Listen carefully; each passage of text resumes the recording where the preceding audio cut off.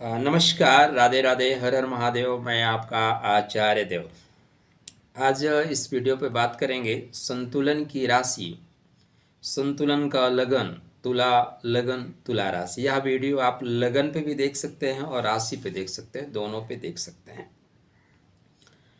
Balance करने का लगन है, बैलेंस करने की राशि है।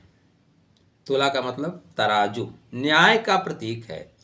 आप शनिदेव को उच्चता प्रदान कर देते हैं, तो मेहनत करने वालों के साथ हैं आप। अप्रैल का माह श्रेष्ठ माह जाएगा। श्रेष्ठ माह जाने के पीछे कुछ कारण है, ठीक है ना। कुछ कारण है क्यों श्रेष्ठ जाएगा।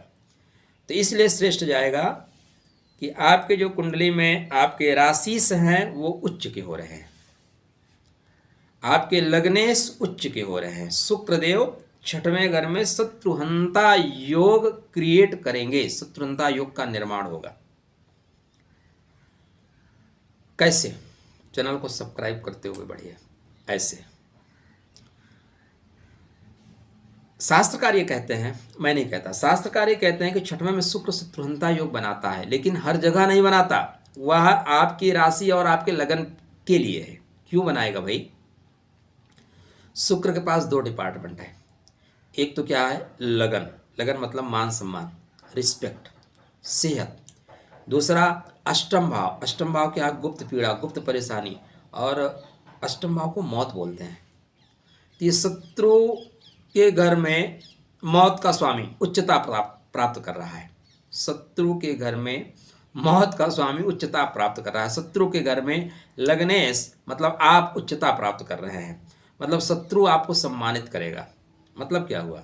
मतलब ये हुआ भाई कि आपकी जो एनर्जी लेवल है उतनी हाई होगी कि अगला आदमी भाई नमस्कार करेगा, सर ठीक है गलती हो गई। तो यहाँ पे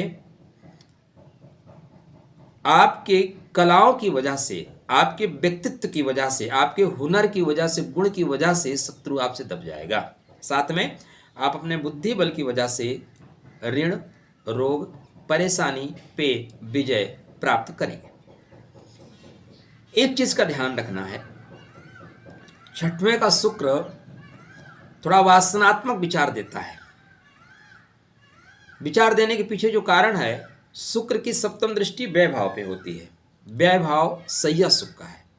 और राहु शुक्र की युति यहाँ पे थोड़ा सा गलत ढंग से आपको ले जा सकती है, गलत ढंग से ले जा सकती है, खासकर 23 अप्रैल के बाद। ठीक है, 23 अप्रैल के बाद स्थितियाँ कुछ ऐसी ही बनती हुई दिखाई दे रही हैं, तो सावधानी के साथ चलिएगा। कुसंगत का ज्वर बहुत भयानक होता है। मज़ा 10 मिनट का, परेशानी 10 महीने की। तो सावधानी के साथ चलना जरूरी है। यहाँ पे अगर आप ज़्यादा भोगात्मक हो गए तो ये रोग का घर है, और भोग रोग को देने वाला है। Point two point. अच्छा, एक पॉइंट ये बनता है कि आपके राशि में बोलूँ सब कुछ अच्छा अच्छा होगा, बरसे की धरती निकलेगा सोना, शत्रु आपके घर में लॉटरी लगा के दे देगा। लेकिन एक पॉइंट ये होता है कि टू द पॉइंट आपको समझाते चलो। तो मैं दूसरे पे बिलीव करता हूँ। कुछ लोगों को हो सकता है कि उनको लगता है कि सीधा स्ट्रेट फॉरवर्ड आइए, तो बहुत से यूट्यूबर्स हैं उनके पास जाइए, ठीक है ना। मेरा नेचर यही है, मैं चाहता हूँ बहुत लोग सीख सकें, इसलिए टू द पॉइंट मैं लेकर चलता हूँ। तो यहाँ पे मित्र, आपके कुंडली में मंगल और शनि पंचम भाव में है। व्यापार का स्वामी एकादश मंगल। 23 अप्रैल तक व्यापार में प्रगति मिलेगी। धन का स्वामी आपके कुंडली में पंचम भाव में। बुद्धि विद्या की वजह से, वाणी की वजह से धन लाभ होता हुआ दिखाई दे रहा है। शनि मंगल यहाँ पे मांगलिक योग बना रहे हैं, दंगल नहीं बनाएंगे। शनि महाराज 6 अप्रैल को पूर्व भद्रपद नक्षत्र में जा रहे हैं। पूर्व भद्रपद का मतलब होता है शुभता की ओर प्रथम चरण, शुभता की ओर पहला कदम। तो यहाँ शनिदेव शुभता की ओर पहला कदम रख रहे हैं। पॉइंट नोट करके रखिएगा। देखिए, जो कुछ यहाँ पे मैं आपसे कह रहा हूँ वो मेरी पर्सनल बातें नहीं हैं, मैं अपनी तरफ से नहीं कह रहा हूँ। यह शास्त्रीय प्रमाण है, मैं प्रमाण के साथ आपको बता रहा हूँ। यह भगवान विष्णु का कृपा प्राप्त नक्षत्र है, और भगवान विष्णु संसार के पालक है। क्या है? पालक हैं, खाने वाली नहीं, पालक। तो इसलिए यहाँ पे आपके भूमि भवन वाहन संबंधित लाभ होगा। अगर आप सुख की चीज़ों को तलाश कर रहे थे तो यहाँ पे सुख की चीज़ें बढ़ना शुरू हो जाएंगी।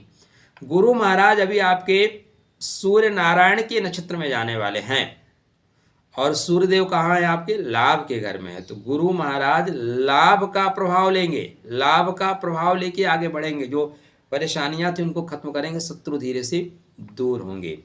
तो गुरुदेव भी अच्छा करेंगे। 23 अप्रैल 2024 यहाँ पे मंगल महाराज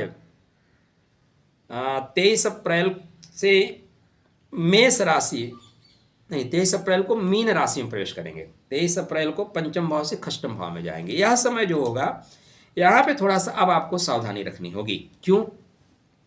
धन का स्वामी छठवें घर में, तो 23 अप्रैल के बाद किसी को पैसा मत देना भैया।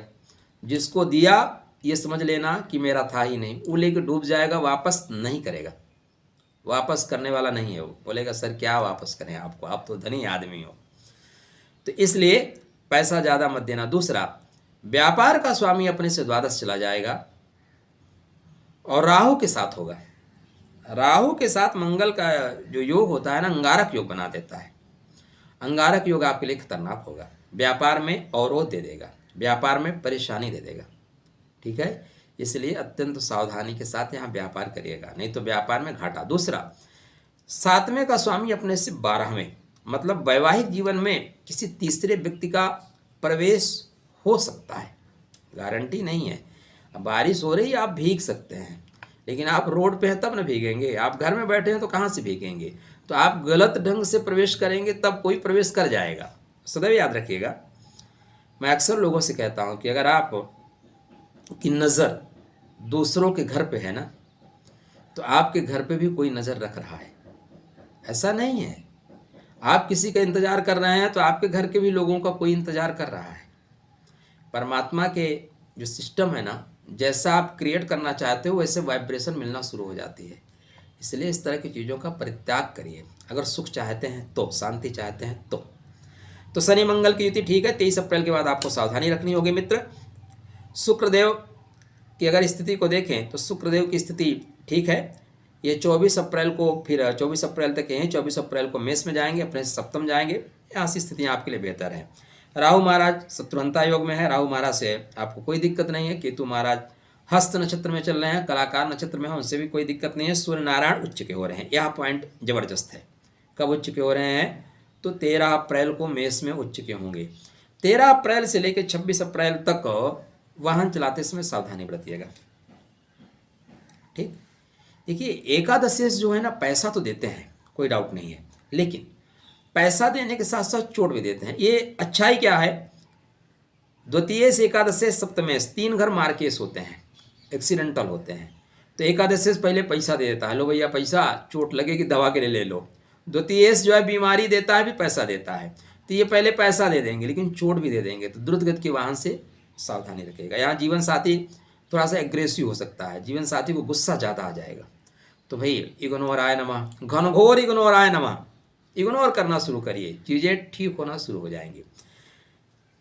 बेहतर माह है, खासकर 23 अप्रैल तक सब कुछ राधे राधे। 23 अप्रैल के बाद थोड़ा सावधानी से चलिएगा, चीज़ें ठीक होंगी। तो शनि ठीक फल दे रहे हैं, गुरु से कोई दिक्कत नहीं है। बुध महाराज आपके कुंडली में, बुध महाराज भी थोड़ा सा दबे हुए हैं, तो थोड़ा भाग्य सपोर्ट कम करेगा। क्या करेगा? भाग्य सपोर्ट कम करेगा। आप बुध के मंत्रों का जाप करते चलिएगा। बुध के मंत्र का जाप करने से ओम गम गणपतये नमः, गणेश जी को दूर्वा चढ़ाते रहिए। ब्राह्म ब्रीम ब्रह्म सा बुधाय नमः। हरे घास पे थोड़ा सा नंगे पैर चला करिए, ठीक रहेगा। योग बेहतर है, लाभ उठाइए। खुश रहिए, सुस्त रहिए, मुस्कुराते रहिए, राधे राधे करते रहिए।